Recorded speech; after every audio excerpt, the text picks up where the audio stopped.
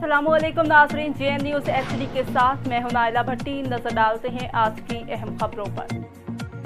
दुनियापुर से खबर शामिल करते हैं। आसिफ चौधरी की रिपोर्ट के मुताबिक पाकिस्तान ला इलाहा इल्लल्लाह के नारे पर मुअर्रज़ वजूद में आया। पाकिस्तान को मिटाने का ख्वाब देखने वाले खुद सफ़ा हस्ती से मिट जाएंगे। तहरीक लब्बैक इक़्तिदार में आकर पाकिस्तान की मईशत को मजबूत करेगी। इन ख्यालात का इज़हार तहरीक लब्बैक के अमीर ग़ुलाम मुस्तफ़ा ऐवान, नायब नाज़िम आला गज़नफ़र अब्बास फ़रीदी, नायब अमीर रव इंतज़ार उम्मीदवार सूबाई असम्बली चौधरी यूसुफ जट ने करते हुए कहा कि पाकिस्तान जिस मकसद के लिए हासिल किया गया था, मौजूदा हुक्मरानों ने अपने ज़ाती मफादात की खातिर उसका मकसद ही बदल कर रख दिया है। हमें यह अहद करना होगा कि पाकिस्तान को मजबूत से मजबूत बनाने के लिए हर फर्द अपना किरदार अदा करे।